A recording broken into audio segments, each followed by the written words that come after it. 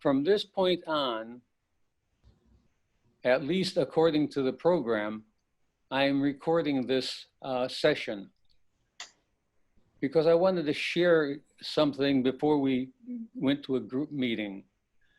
In the relatively recent past, we have lost two members. We lost Dan and we lost Quinn. And both of them were delightfully candid with me as to why they were choosing to absent themselves from the meeting. And it raises a key issue. I'm sorry that Russ is not able to join us and that Tom is not currently able to join us, but we still form a quorum, and I'm glad to see that. The issue that Quinn and Dan's absence raises for me actually goes back to a question that Dan raised last year. And that question is, what are my presuppositions? And at the time I told Dan that I don't think I had any presuppositions, that all questions were open to me, and that I did not emotionally need to have any particular answer. The issue is, when I present a subject, do I have any preconceived or emotional needs to go in one direction or another? And when I had my emotional world absolutely shattered, something like 20 to 25 years ago, I started out reassembling my worldview entirely. And so the opinions that I share with you are totally subject to historical review. In American society, I don't know if it applies in Serbia or not. I know that it applies in Finland because Ani, who is not yet with us, deals with that on a regular basis. But the Western world has been thoroughly indoctrinated with the issue of what I have called the mythic Holocaust. And the mythic Holocaust is the very familiar story that the Nazis planned to exterminate European Jewry.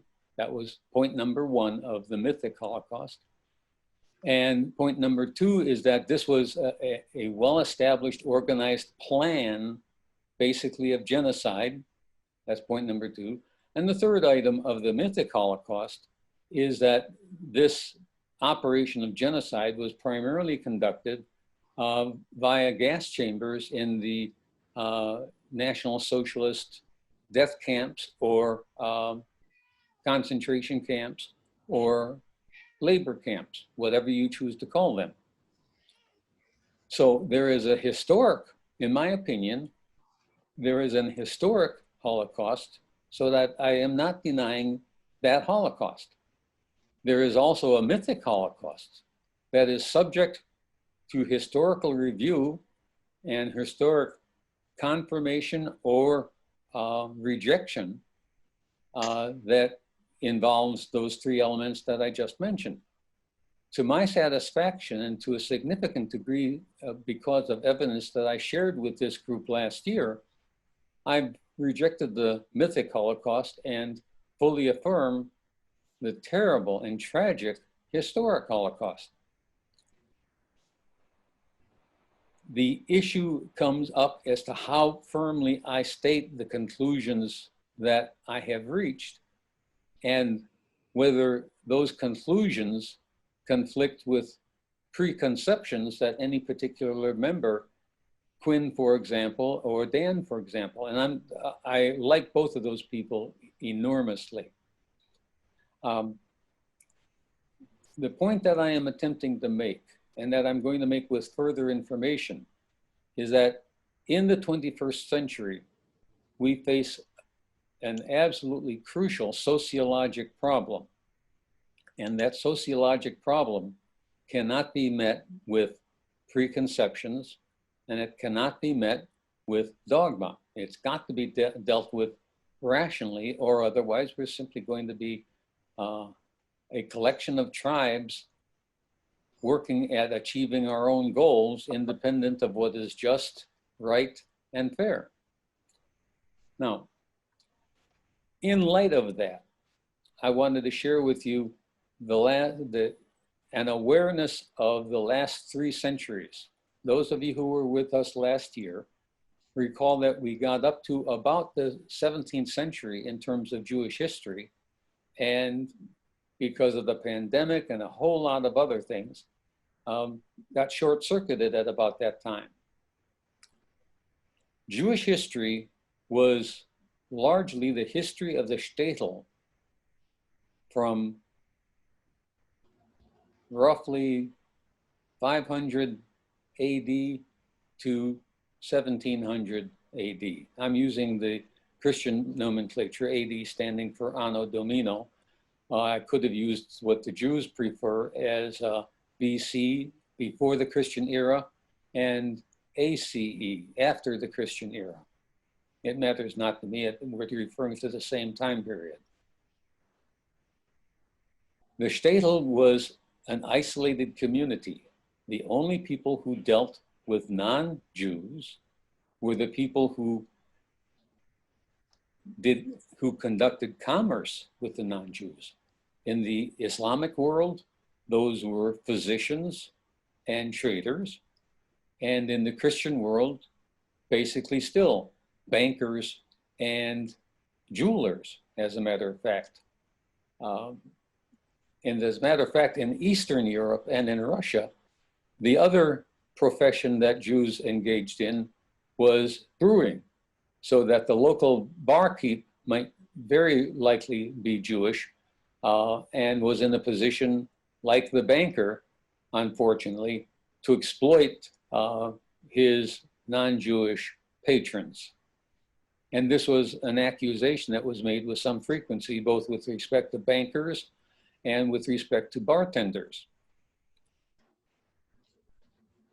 So I want you to appreciate the relative enclosure of the Jewish community up until about the 17th century. In the 17th and 18th century, 3 absolute catastrophes came upon the Jewish community in Europe.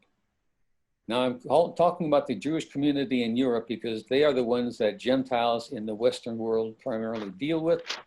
And I'll summarize the Sephardic experience by saying they lived in relative peace and harmony with their Islamic neighbors or with their Persian neighbors.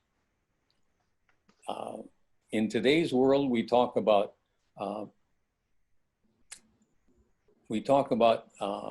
Arab Jews and Mediterranean Jews, or the typical word is Sephardic Jews. And the other segment of Jewry is called Ashkenazi. The Ashkenazi Jews derived from a tribe that converted to Judaism around the 9th century of the Common Era. And other tribes in Western Europe, their tribal leader converted to Christianity, and therefore those tribes became Christian. Well, in what is now Ukraine, a tribe of some size converted to Judaism because its leader converted to Judaism. And this particular leader, or these particular leaders, because it occurred over a couple centuries, were very important for the financial support of the Babylonian centers of Jewish learning. The Babylonian centers supported their conversion to Judaism because at that time Judaism did not think of itself as an evangelistic religion, but they welcomed the conversion of the tribe of the Khazars because the Khazar kings were clearly financially responsible for the supporting of the various, not synagogues, but training centers in Babylon. Okay, that takes us into the closed religious community of Jews in Europe in the 17th century. In that community, they suffered 3 catastrophes. The first catastrophe was the, and I apologize for my pronunciation of Polish, the Chelminsky massacre. The Polish people rose up and slaughtered literally thousands of Jews. Their political situation was this: that territory that is now called Ukraine was ruled by Swedes, but very few Swedes lived there. The people who occupied the land were Poles, and the Swedish armies had conquered that Polish land, and they had appointed the Jewish population as overlords. The Jewish population was based as a landlord colony.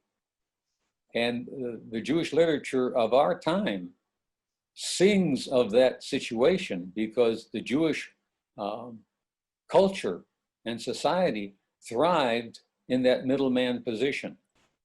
Now, we don't know with clarity the extent to which they exploited their position as middleman and collected more in their rents than they were supposed to collect.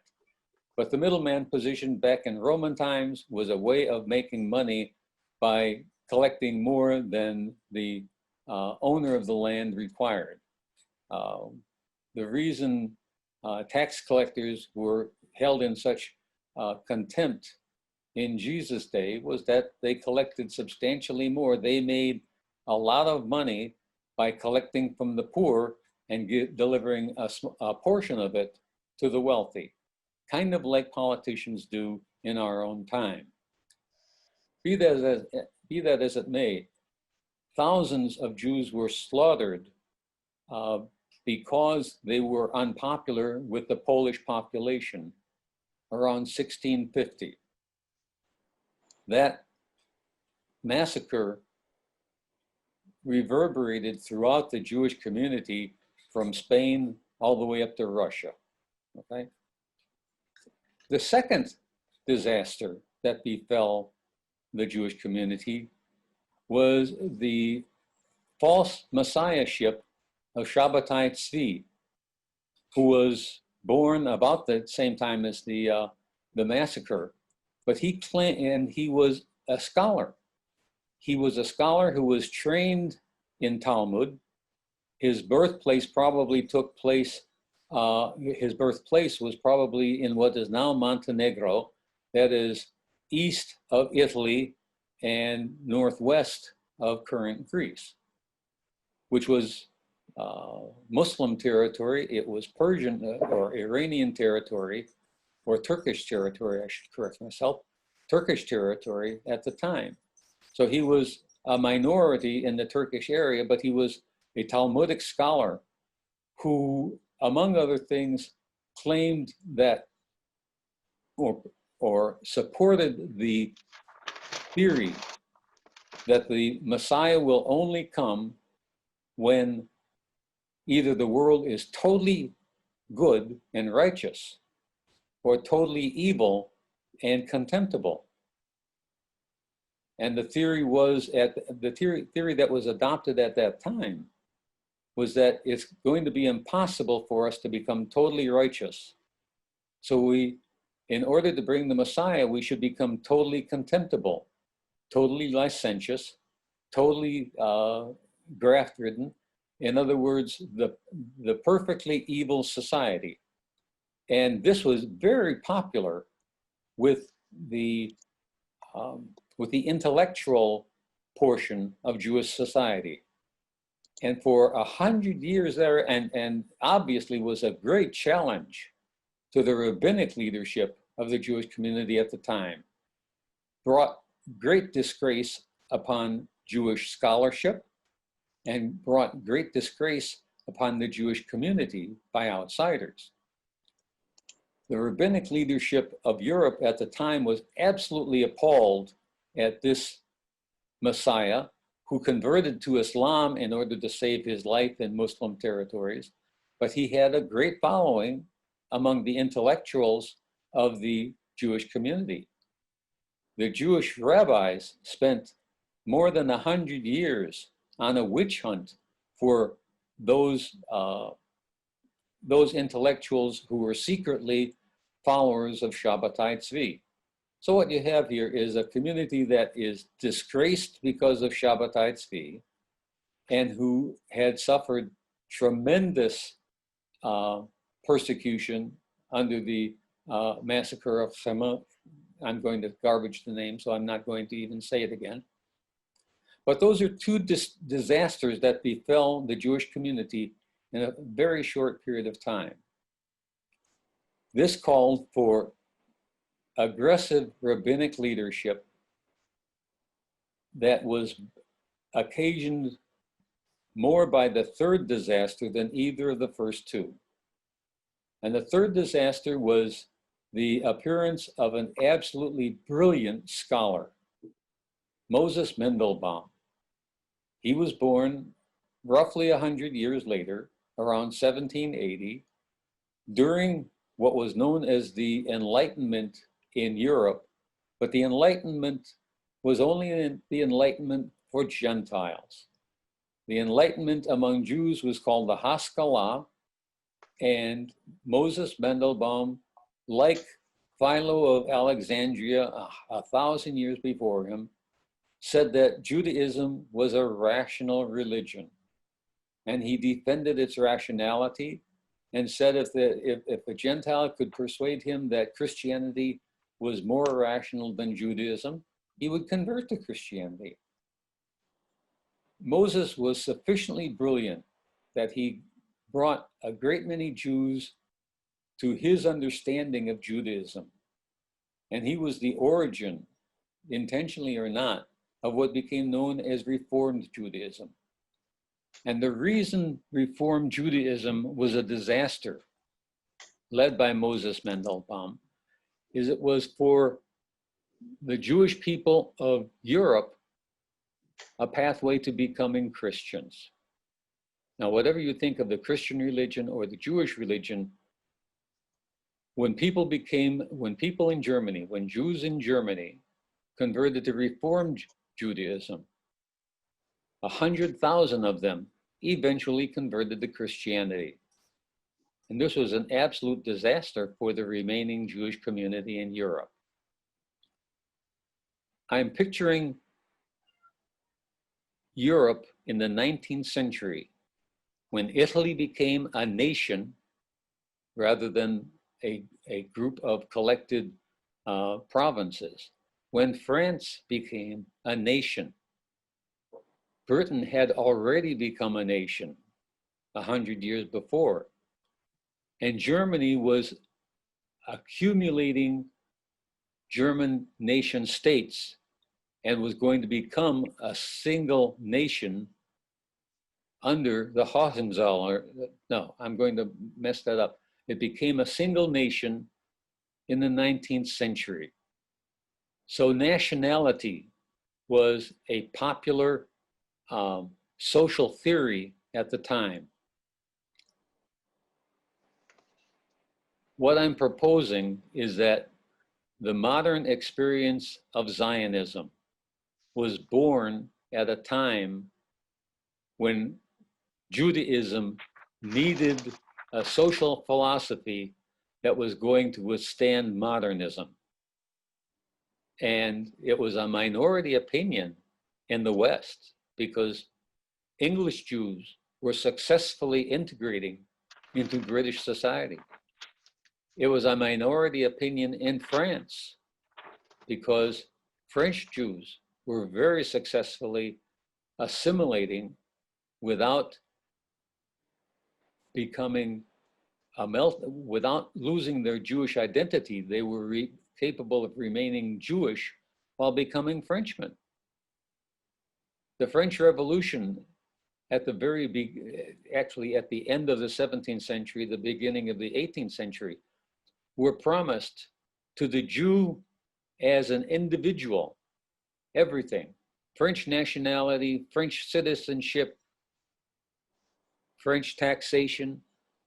As an individual, a French Jew had all the other rights and privileges of a Jew. The Jewish tribe was granted no tribal rights. And the French Jews were integrating into French society very nicely, thank you. The German Jews integrated into Germany so successfully that they were the leaders in many professions, including the banking and including industry leadership. Indeed, they became the object of jealousy among a number of native Germans, be that as it may. But where Zionism became very popular for a method of social control and social cohesion was in Eastern Europe, in what was then the Ukraine and Russia. Zionism is largely a social philosophy of Khazar or Ashkenazi Jews. Why is this important? Zionism and its roots in Talmudic philosophy are what fundamentally separate Jews from the rest of humanity today. The Holocaust is important because a great many Jews use that as a way of understanding their separation from Gentiles.